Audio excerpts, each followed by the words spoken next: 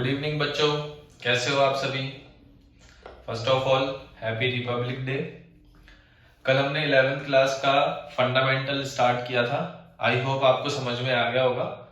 अब हम 11th class का जो फर्स्ट टॉपिक है हमारा लिविंग वर्ल्ड, उसमें लिविंग ऑर्गेनिजम्स के कैरेक्टरिस्टिक्स स्टार्ट करेंगे। एनसीईआरटी ने लिविंग ऑर्गेनिजम्स के 5 कैरेक्टरिस्टिक्स दिए हुए हैं। उन सबको आज हम डिटेल के अंदर करने वाले हैं। Okay, now let's start.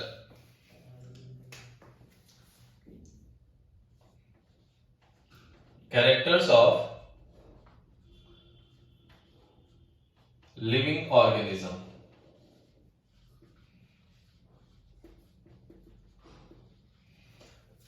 Living organism में एनसीईआरटी ने 5 कैरेक्टर्स दिए हुए हैं। जो हमारा फर्स्ट कैरेक्टर है वो है ग्रोथ। जो पहला कैरेक्टर है वो कौन सा है? ग्रोथ। ग्रोथ को बेटा हम बोलते हैं वृद्धि। ओके, दूसरा जो हमारा कैरेक्टर है वो है रिप्रोडक्शन।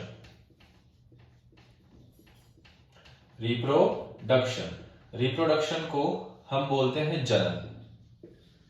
ओके, तीसरा जो कैरेक्टर है वो है मेटाबॉलिज्म।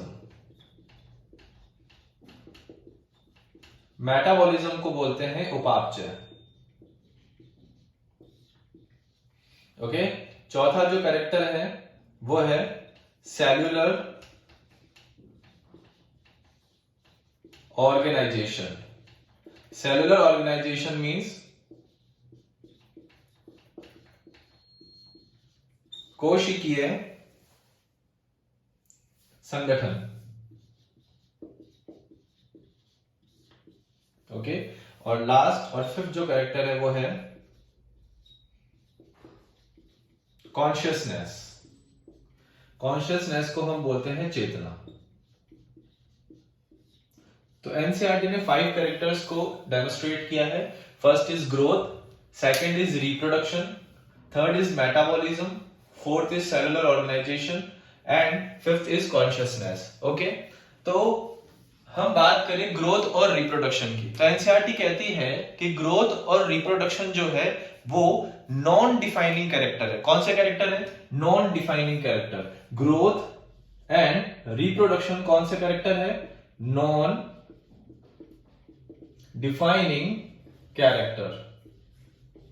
कौन से कैरेक्टर है? नॉन डिफाइनिंग कैरेक्टर है। Okay, and metabolism, cellular organisation and consciousness, ये तीनों जो कैरेक्टर हैं वो कैसे हैं? डिफाइनिंग कैरेक्टर हैं। कौन से कैरेक्टर हैं? Defining character. डिफाइनिंग कैरेक्टर का मतलब हो गया विशिष्ट लक्षण। कौन से लक्षण? विशिष्ट लक्षण। तो क्यों बोला गया है मेटाबॉलिज्म, सेलुलर ऑर्गेनाइजेशन और कॉन्शियसनेस को डिफाइनिंग कैरेक्टर और रिप्रोडक्शन एंड ग्रोथ को नॉन डिफाइनिंग कैरेक्टर? तो डिफाइनिंग कैरेक्टर होते क्या हैं? तो डिफाइनिंग कैरेक्टर होते हैं कैरेक्टर हैज नो एक्सेप्शन। ऐसे कैरेक्टर जिनका कोई अपवाद नहीं होता, वो कैरेक्टर्स कौन से होते हैं? डिफाइनिंग कैरेक्टर होते हैं। तो डिफाइनिंग कैरेक्टर क्या होते हैं बेटा? Characters which has no exception. Character which has no exception, यानी वे कैरेक्टर, वे लक्षण जिनका कोई अपवाद नहीं होता है, वो लक्षण क्या कहलाते हैं? डिफाइनिंग कैरेक्टर कहलाते हैं। ओके, जिसमें ग्रोथ और रिप्रोडक्शन के कोई ना कोई एक्सेप्शन है, इसलिए उनको हम नॉन डिफाइनिंग कैरेक्टर के कैटेगरी के अंदर रखेंगे। एंड मेटाबॉलिज्म, सेलुलर ऑर्गेनाइजेशन और कॉन्शियसनेस को हम डिफाइनिंग कैरेक्टर की कैटेगरी में रखेंगे बिकॉज इनके कोई भी एक्सेप्शन नहीं है। ओके, नोट डाउन कीजिए। अब हम एक एक करके सारे कैरेक्टर्स को डिटेल में पढ़ेंगे और ग्रोथ और रिप्रोडक्शन के कौन कौन से एक्सेप्शंस है वो भी हम देखेंगे कि इनको नॉन डिफाइनिंग कैरेक्टर्स में कैटेगरी में क्यों रखा हुआ है। Okay, now let's start growth. अब हम डिटेल में करने वाले हैं बेटा ग्रोथ। क्या होती है ग्रोथ? क्या होती है वृद्धि? तो वृद्धि के बारे में हम देखेंगे कि जीवों के भार आकार और संख्या में बढ़ोतरी। वापस रिपीट कर रहा हूं, जीवों के भार, आकार व संख्या में बढ़ोतरी ही क्या कहलाती है? वृद्धि कहलाती है। तो हम लिख सकते हैं increasing in mass, size and number of tissue or living organism।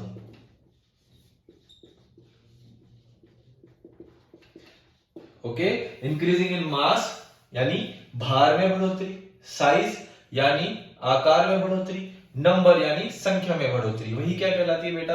वृद्धि कहलाती है। अब वृद्धि की अगर हम बात करें तो वृद्धि जो होती है फर्स्ट ऑफ ऑल वो इरिवर्सिबल होती है, यानी अनुत्क्रमणीय होती है। ठीक है।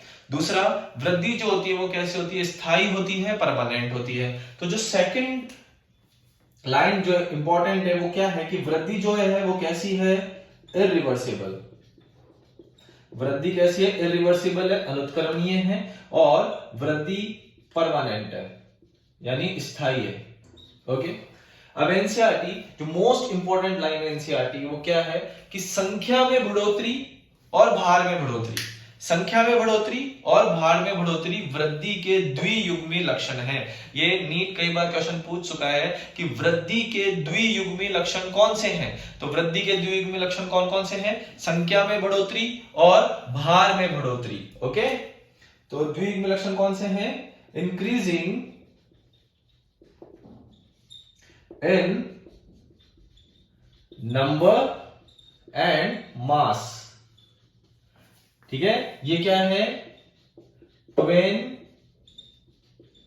कैरेक्टर ऑफ ग्रोथ, यानी वृद्धि के क्या है? ये द्वियुग्मी लक्षण। ये क्या है बेटा? वृद्धि के द्वियुग्मी लक्षण है। ठीक है, इसको आप स्टार डाल लो क्योंकि ये मोस्ट इंपॉर्टेंट क्वेश्चन बनता है यहां से। इंक्रीजिंग इन नंबर एंड मास, तो संख्या में और भार में जो बढ़ोतरी है वो वृद्धि के द्वियुग्मी लक्षण होते हैं। It's that clear? अब हम बात कर रहे हैं यूनिसेलुलर ऑर्गेनिज्म की। किसकी बात कर रहे हैं? यूनिसेलुलर ऑर्गेनिज्म की। यूनिसेलुलर ऑर्गेनिज्म जो एक ही कोशिका से मिलकर बने होते हैं, यानी made up by single cell, like amoeba and bacteria. क्या है? अमीबा और बैक्टीरिया। तो अगर मैं अमीबा में या बैक्टीरिया के अंदर रिप्रोडक्शन करवाता हूं तो देखिए बेटा ये है सिंगल सेल। ठीक है, अमीबा जो होता है या बैक्टीरिया जो होता है वो कैसा होता है? Single cell. तो इसको हमने बोल दिया पेरेंट सेल यानी जनक कोशिका। जब इसके अंदर बाइनरी फीजन होगा, कौन सा फीजन? बाइनरी फीजन, यानी द्विविखंडन जब होगा तो यहां से दो सेल्स बन जाएंगी और ये दोनों सेल जो होगी अपने पेरेंट सेल के एग्जैक्ट सिमिलर होगी, बिल्कुल समान होगी, इसलिए इनको हमने कहा डॉटर सेल्स। ठीक है, अब देखो यहां पर कितनी सेल्स थी? एक। पेरेंट सेल कितनी है? एक। और डिवाइड होने के बाद में कितनी सेल्स बन गई? दो। तो नंबर इंक्रीज हुआ या नहीं हुआ? हुआ, क्योंकि पहले एक सेल थी, अब कितनी सेल होगी? दो सेल होगी, तो नंबर इंक्रीज हुआ। इट मींस ग्रोथ हुई। ओके, यहां पे पेरेंट सेल थी और यहां पर क्या बन गया? डॉटर सेल, यानी ये दोनों डॉटर सेल्स अपने पेरेंट से एग्जैक्ट क्या है? सिमिलर है। ठीक है, तो ये क्या हुआ? रिप्रोडक्शन भी हुआ। तो हम ये कह सकते हैं कि नंबर इंक्रीज हो रहा है। ठीक है, तो क्या हो रही है बेटा? ग्रोथ हो रही है। ओके, और रिप्रोडक्शन भी हो रहा है। क्या हो रहा है? रिप्रोडक्शन भी हो रहा है। It means growth is synonym with reproduction. किसके लिए? For unicellular organism. तो यहां से एक और इंपॉर्टेंट कॉन्सेप्ट बनता है और वो क्या है कि growth is synonyms with reproduction for unicellular organism। ठीक है, यानी एक कोशिकीय जीवों के लिए एक कोशिकीय जीवों के लिए ग्रोथ और रिप्रोडक्शन एक दूसरे के पर्यायवाची शब्द हैं, क्योंकि यहां पर नंबर भी इंक्रीज हो रहा है और रिप्रोडक्शन भी हो रहा है। तो growth is a synonym with reproduction for unicellular organism। Multicellular organism के लिए ग्रोथ और रिप्रोडक्शन दोनों डिफरेंट वर्ड्स हैं, ठीक है। वहां पर ग्रोथ जो है वो सिनोनिम नहीं है रिप्रोडक्शन का, ठीक है। मल्टीसेलुलर ऑर्गेनिज्म के लिए ये कॉन्सेप्ट एप्लीकेबल नहीं है। ये कॉन्सेप्ट किसके लिए एप्लीकेबल है? Only for unicellular organism. Okay, तो growth means increasing in mass, size, number of tissue और लिविंग ऑर्गेनिज्म। इरिवर्सिबल होती है ग्रोथ एंड परमानेंट होती है। Increasing in number and mass, twin characters of growth. It's that clear? Okay, screenshot low.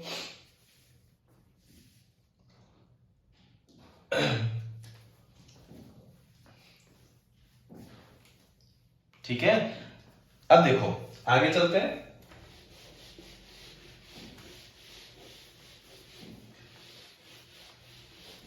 Growth जो है वो किसका result है? ओके, ग्रोथ किसका परिणाम है? तो एक क्वेश्चन, ग्रोथ इज ए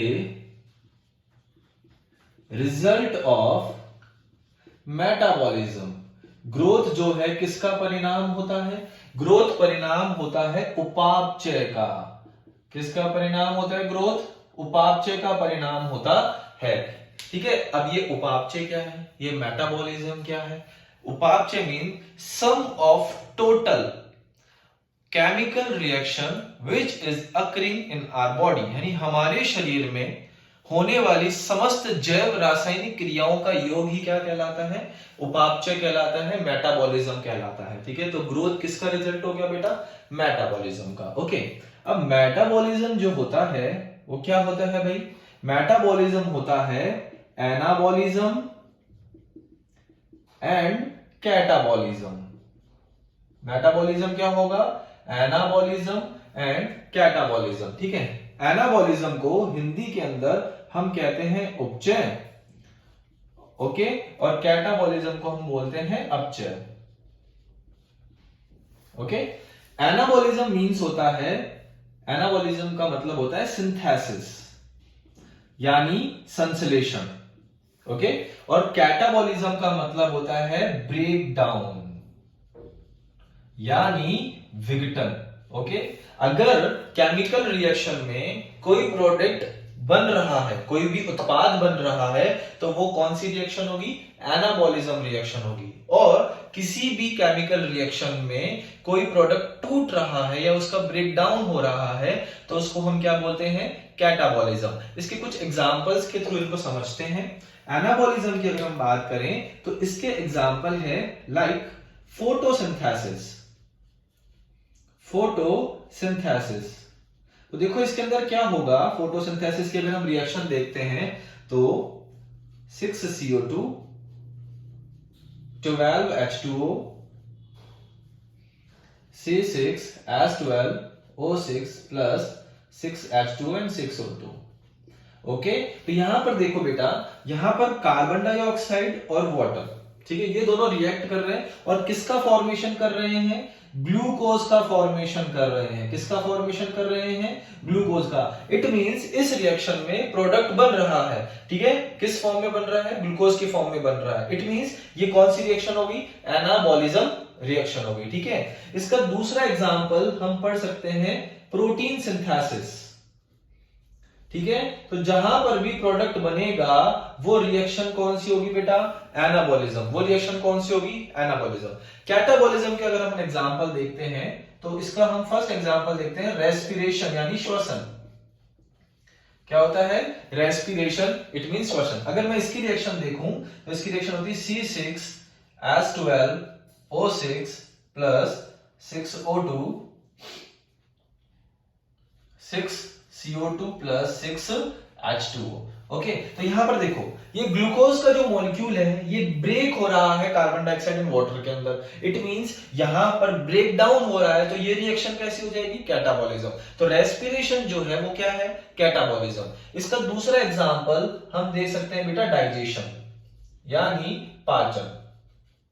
ठीक है। पाचन में भी क्या होता है कि कॉम्प्लेक्स फूड जो होता है यानी जटिल भोजन, ठीक है, वो किस में कन्वर्ट हो जाता है, सिंपल फूड में कन्वर्ट हो जाता है, सरल भोजन में कन्वर्ट हो जाता है। तो कॉम्प्लेक्स फूड जो है वो टूट रहा है किसके अंदर, सिंपल फूड के अंदर टूट रहा है। इट मींस डाइजेशन भी क्या है, एक कैटाबॉलिज्म रिएक्शन है। It's that clear. तो एनाबॉलिज्म में सिंथेसिस होगा, कैटाबॉलिज्म के अंदर ब्रेकडाउन होगा। ओके।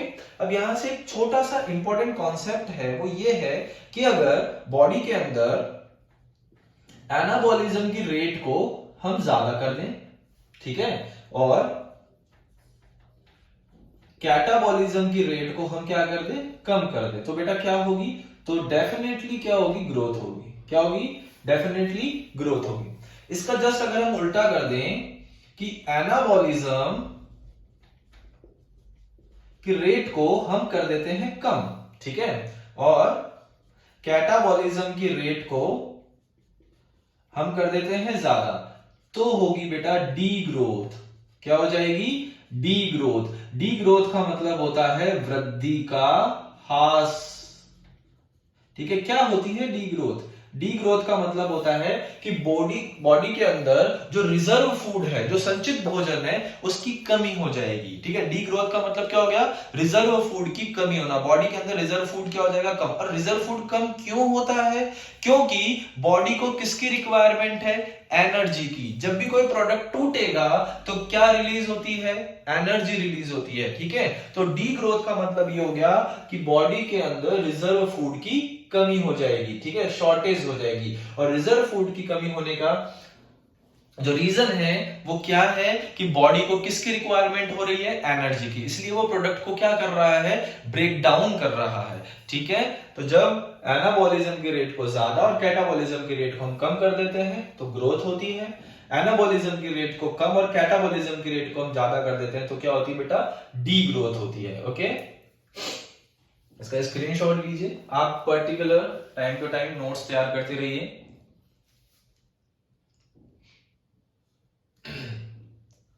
अब हम आगे जो पढ़ेंगे वो है टाइप्स ऑफ ग्रोथ, ग्रोथ के प्रकार, ठीक है। तो नेक्स्ट जो हमारा टॉपिक है वो है types of growth.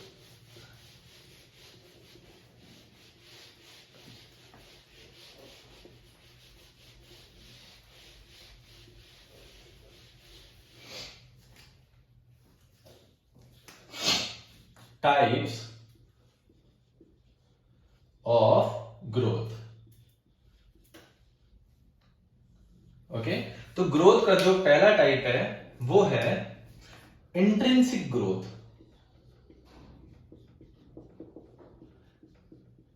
Intrinsic growth, intrinsic growth को हम बोलते हैं आंतरिक वृद्धि। इंट्रिंसिक ग्रोथ को हम क्या बोलते हैं, आंतरिक वृद्धि। It means growth, this growth is from inside to the body of living organism। यानी ग्रोथ जो हो रही है शरीर के अंदर हो रही है। तो जब ग्रोथ शरीर के अंदर हो तो उस ग्रोथ को हम क्या बोलते हैं, इंट्रिंसिक ग्रोथ कहते हैं, ठीक है। This growth is from inside of body of living organism. तो जितने भी जीवित जीव हैं उनके शरीर के अंदर अगर वृद्धि हो रही है, ठीक है, तो उस ग्रोथ को हम क्या बोलते हैं, इंट्रिंसिक ग्रोथ कहते हैं। दूसरी जो ग्रोथ है बेटा वो होती है एक्सट्रिंसिक ग्रोथ। एक्सट्रिंसिक ग्रोथ यानी बाह्य वृद्धि। क्या बोलते हैं इसको हम, बाह्य वृद्धि। तो जब वृद्धि शरीर के बाहरी सतह पर हो, जब वृद्धि शरीर के बाहरी सतह पर हो तो उसको हम क्या बोलेंगे, एक्सट्रिंसिक ग्रोथ कहते हैं, यानी बाह्य वृद्धि कहते हैं। तो यानी हम यहां पे लिख सकते हैं this growth is from outside of any body, ठीक है। दैट इज, इट मीन्स क्या हो गया, accumulation of material on the body surface, यानी शरीर की बाह्य सतह पर किसी भी पदार्थ का जमाव क्या कहलाता है? बाह्य वृद्धि कहलाता है। तो this growth is from outside of any body, that is accumulation of material on the body surface. ठीक है, तो बाह्य शरीर पर किसी भी पदार्थ का जो जमाव है वो क्या कहलाता है बेटा? एक्सटेंसिव ग्रोथ कहलाता है, यानी बाह्य वृद्धि कहलाता है। ठीक है, इसका अगर हम एग्जांपल देखते हैं तो एग्जाम्पल है माउंटेन्स। आपने पर्वत देखे होंगे, टीले देखे होंगे। ठीक है, तो माउंटेन्स पर किसका डिपोजिशन हो जाता है? स्नो का, बर्फ गिरती है। तो बर्फ गिरेगी तो बाहरी सतह पर क्या होगी? वृद्धि होगी। बाहरी सतह के अकॉर्डिंग उसका आकार क्या होगा? इंक्रीज होगा। ठीक है, तो वो कौन सी ग्रोथ हुई? Extensive growth. ठीक है, आपने रेत के टीले देखे होंगे कि एक स्थान से रेत उड़कर दूसरे टीले पर जमा हो जाती है। ठीक है, तो उस टीले का आकार क्या हो जाता है? इंक्रीज हो जाता है। तो वहां भी क्या हो रही है? ग्रोथ हो रही है। इट मींस हम ये कह सकते हैं कि नॉन लिविंग ऑब्जेक्ट्स भी क्या कर रहे हैं? ग्रोथ शो कर रहे हैं। कौन सी ग्रोथ शो कर रहे हैं? इंट्रिंसिक ग्रोथ शो कर रहे हैं। नॉन लिविंग ऑब्जेक्ट्स में इंट्रिंसिक ग्रोथ नहीं होती है। कौन सी ग्रोथ होती है? केवल एक्सटेंसिव ग्रोथ होती है। क्लियर? तो हम यहां पे लिख सकते हैं कि non living exhibit this type of growth.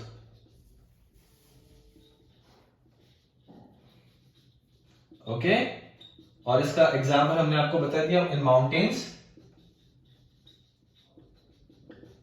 Deposition of snow, यानी बर्फ का जमाव, और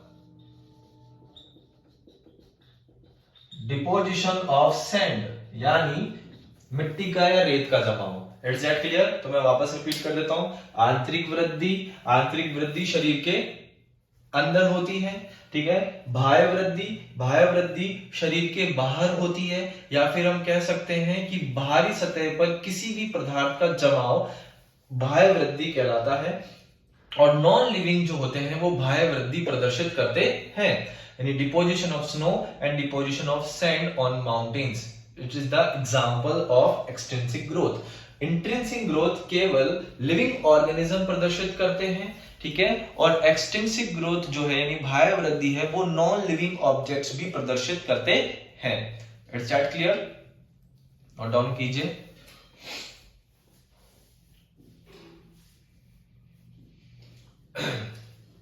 अब अनदर टाइप ऑफ ग्रोथ हम पढ़ने वाले हैं। Okay,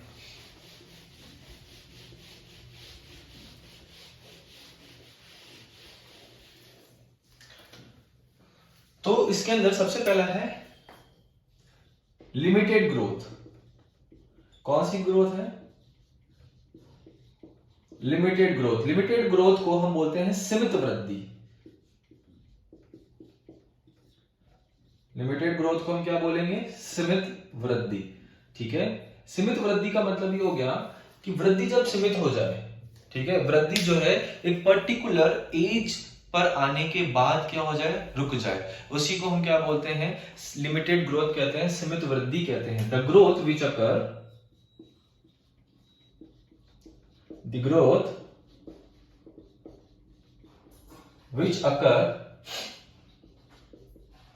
up to a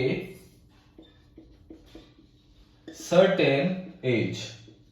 okay, कि पर्टिकुलर एज आने के बाद जब ग्रोथ रुक जाती है तो उस वृद्धि को हम बोलते हैं लिमिटेड ग्रोथ। ठीक है, और ये किनके अंदर पाई जाती है? ये पाई जाती है एनिमल्स में, यानी जंतुओं में। यानी हमारे अंदर कौन सी ग्रोथ देखने को मिलेगी? आपको लिमिटेड ग्रोथ देखने को मिलेगी। ओके, तो दूसरा है वो है अनलिमिटेड ग्रोथ। अनलिमिटेड ग्रोथ यानी असीमित वृद्धि। कौन सी वृद्धि? असीमित वृद्धि।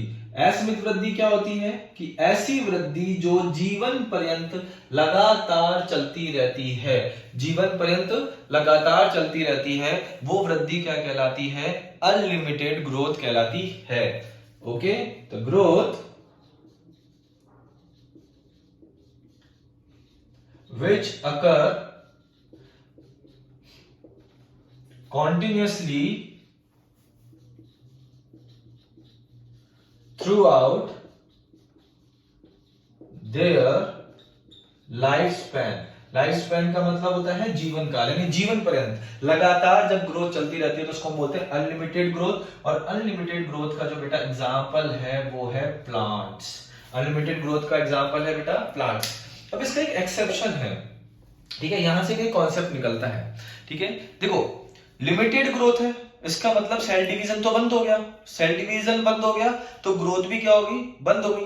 बट अगर हमारे कट लगता है, ठीक है, मान लो हमारे क्या लगता है, कट लगता है, तो कुछ टाइम के बाद या कुछ दिनों के बाद, ठीक है, वो घाव क्या हो जाता है, भर जाता है। वहां पर क्या हो रहा है, सेल डिवीजन। तो एक तरफ तो हम बोल रहे हैं कि एक सर्टेन एज आने के बाद में वृद्धि रुक गई, ठीक है, लेकिन फिर भी वो घाव भर रहा है। इसका मतलब ये है कि जब बॉडी को रिपेयर करना होता है, ठीक है, बॉडी को रिपेयर करना होता है, तब एनिमल्स में कौन सी ग्रोथ होगी, अनलिमिटेड ग्रोथ। तब एनिमल्स में कौन सी ग्रोथ होगी, अनलिमिटेड ग्रोथ, ठीक है। तो रिपेयरिंग के टाइम पर सेल डिवीजन हो सकता है, इट्स दैट क्लियर। तो रिपेयरिंग के टाइम पर जो हमारी ग्रोथ होती है वो ग्रोथ कौन सी होती है, अनलिमिटेड ग्रोथ होती है।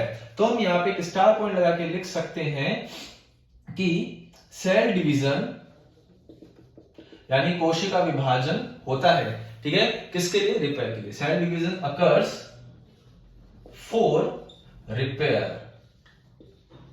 ठीक है। तो ऐसी ग्रोथ को हम क्या बोलते हैं, अनलिमिटेड ग्रोथ कहते हैं। तो एनिमल्स के अंदर जब रिपेयरिंग करना होता है तब सेल डिवीजन हो रहा है, तो जब सेल डिवीजन हो रहा है रिपेयरिंग के टाइम पे, उस ग्रोथ को हम बोलते हैं अनलिमिटेड ग्रोथ, ठीक है।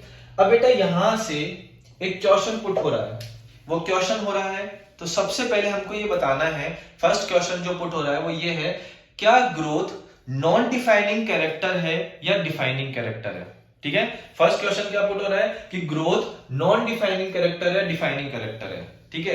तो अभी हमने ये पढ़ा कि नॉन लिविंग ऑब्जेक्ट्स भी क्या शो कर रहे हैं, ग्रोथ शो कर रहे हैं। कौन सी ग्रोथ, एक्सटेंसिव ग्रोथ, यानी बाह्य वृद्धि प्रदर्शित करते हैं, ठीक है, यानी नॉन लिविंग भी कर रहे हैं, ठीक है। तो अपवाद हो गया ये, तो अपवाद हो गया तो ग्रोथ क्या है, नॉन डिफाइनिंग कैरेक्टर हो गया, ठीक है। तो ग्रोथ क्या है, विशिष्ट लक्षण नहीं है, जीव का विशिष्ट लक्षण नहीं है। तो ग्रोथ इज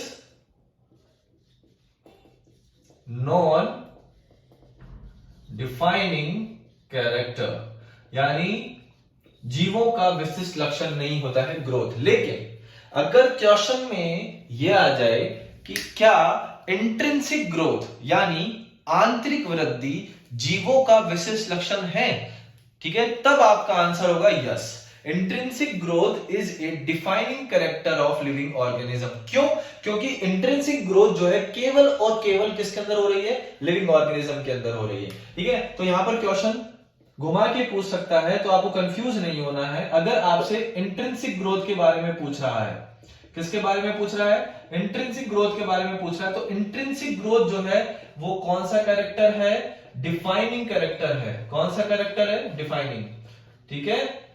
लेकिन अगर वो नॉर्मल ग्रोथ के बारे में पूछे तो वो कौन सा कैरेक्टर है, नॉन डिफाइनिंग कैरेक्टर है। समझ में आया, तो growth is a non defining character but intrinsic growth is a defining character, because intrinsic growth present in only living organism. It's that clear. इसलिए ग्रोथ जो है नॉन डिफाइनिंग कैरेक्टर की category के अंदर रखा हुआ है। ओके, स्क्रीनशॉट लीजिए। हमारा ये पहला कैरेक्टर कंप्लीट होता है। Now we start reproduction, the second non defining character according to NCERT.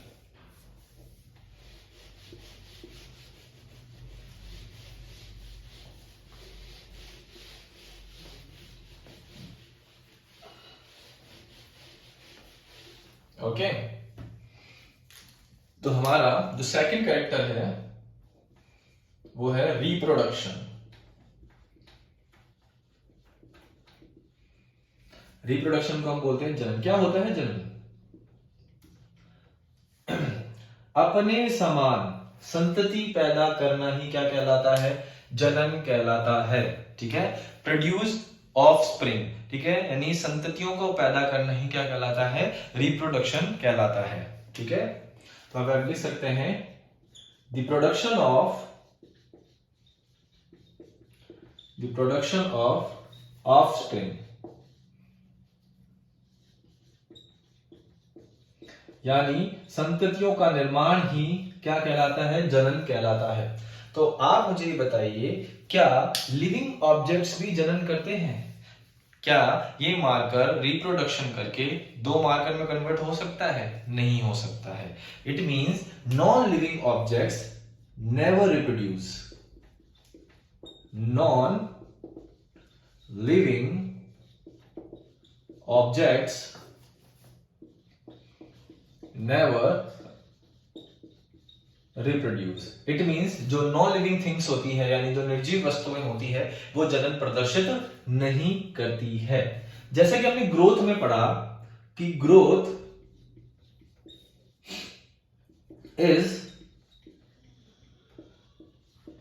Synonym with reproduction, कि ग्रोथ जो होता है वो किसका पर्यायवाची होता है?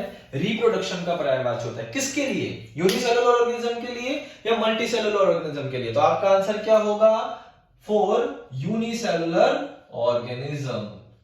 ठीक है, किसके लिए होगा? यूनिसेलुलर ऑर्गेनिज्म के लिए होगा। तो growth is a synonym with reproduction, ठीक है, for unicellular organism. Multicellular organism के लिए ग्रोथ रिप्रोडक्शन का पर्यायवाची नहीं है। ठीक है, अब 2 टाइप का रिप्रोडक्शन होता है बेटा। एक होता है एसेक्सुअल रिप्रोडक्शन, ओके, और जो दूसरा रिप्रोडक्शन होता है वो कौन सा होता है? Sexual reproduction. ठीक है, यानी अलैंगिक जनन,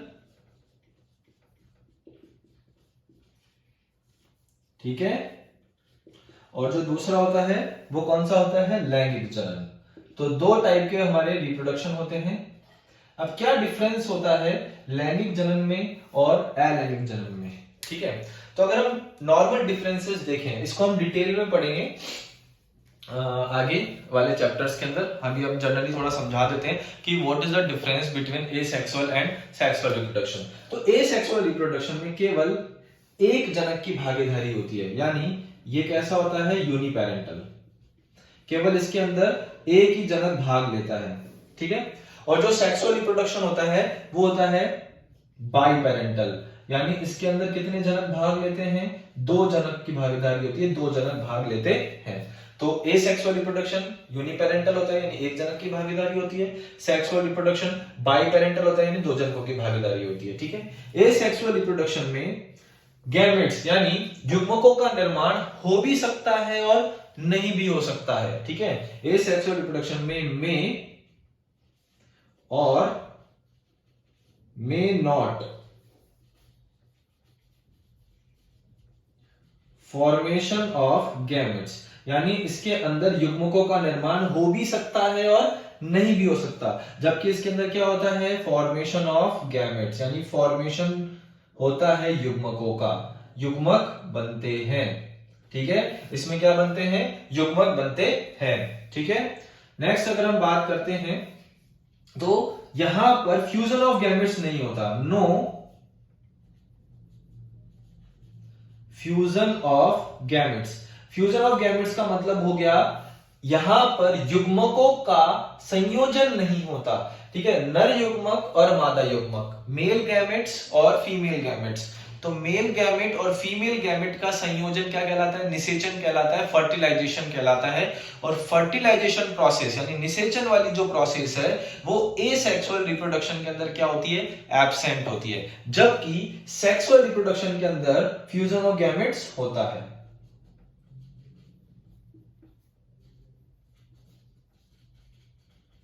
ठीक है, यानी यहां पर फर्टिलाइजेशन होता है। ठीक है, ओके।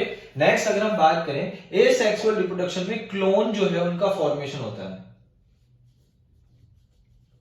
ओके, और यहां पर क्लोन का फॉर्मेशन नहीं होता है।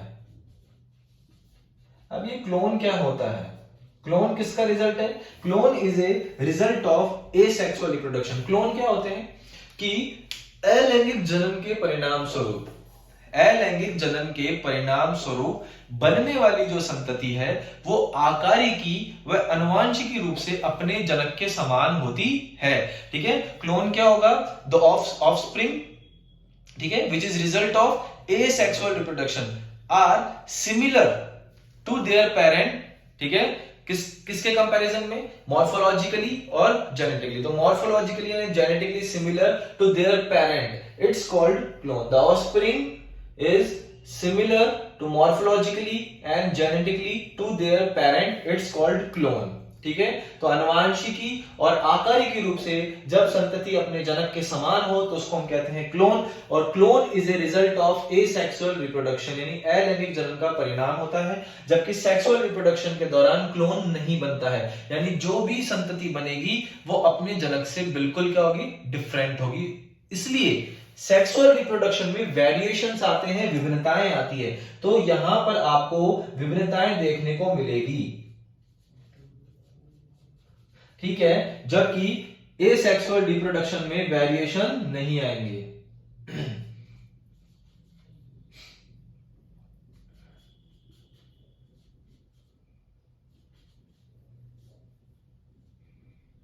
Variation not occurs. Is that clear? तो this is basic difference between asexual and sexual reproduction. Uniparental, biparental. ठीक है, गैमेट का फॉर्मेशन यानी युग्मकों का निर्माण हो भी सकता है, नहीं भी होता। यहाँ पर गैमेट का निर्माण होगा। यहाँ पर फर्टिलाइजेशन नहीं होगा यानी युग्मकों का संयोजन नहीं होगा, यहाँ पर युग्मकों का संयोजन होगा। ठीक है, यहाँ पे क्लोन का फॉर्मेशन होगा, यहाँ पे क्लोन का फॉर्मेशन नहीं होगा। यहाँ पे वेरिएशन नहीं आएंगे, जबकि यहाँ पे क्या आते हैं? वेरिएशंस आते हैं। It's that clear? आगे बात समझ में? ओके। फिर रिप्रोडक्शन जो है नॉर्मल आपने देखा, बट फिर भी इसको किस में दिया हुआ है? नॉन डिफाइनिंग कैरेक्टर्स में दिया हुआ है। क्या अपवाद है रिप्रोडक्शन का जिसकी वजह से इसको नॉन डिफाइनिंग कैरेक्टर्स में दिया हुआ है? तो हम यहां पे लिख सकते हैं अनदर कॉन्सेप्ट। हम बात करें म्यूल। म्यूल का मतलब होता है खच्चर। हम बात करें स्टेराइल ह्यूमन। स्टेराइल ह्यूमन का मतलब होता है बंदे मानव। और हम बात करें वर्कर बी। वर्कर बी का मतलब होता है श्रमिक मधुमक्खी। तो खच्चर, स्टेराइल ह्यूमन और worker bee not able to reproduce, ये रिप्रोडक्शन नहीं कर सकते हैं। ठीक है, ये रिप्रोडक्शन में पार्टिसिपेट नहीं कर सकते हैं, जबकि ये लिविंग ऑर्गेनिज्म है। While they are living organism.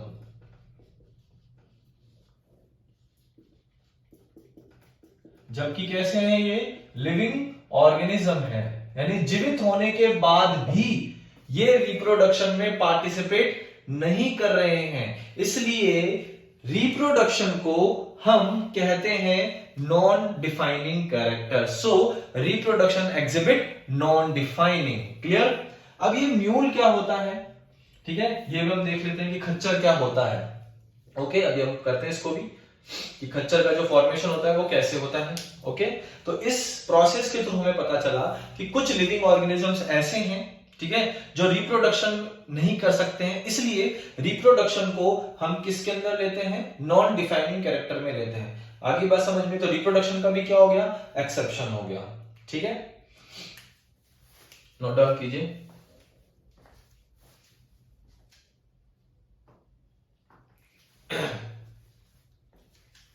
तो दो कैरेक्टर्स हमने कर लिए हैं, ग्रोथ एंड रिप्रोडक्शन। अब म्यूल क्या होता है वो भी हम यहां पर देखते हैं। ओके,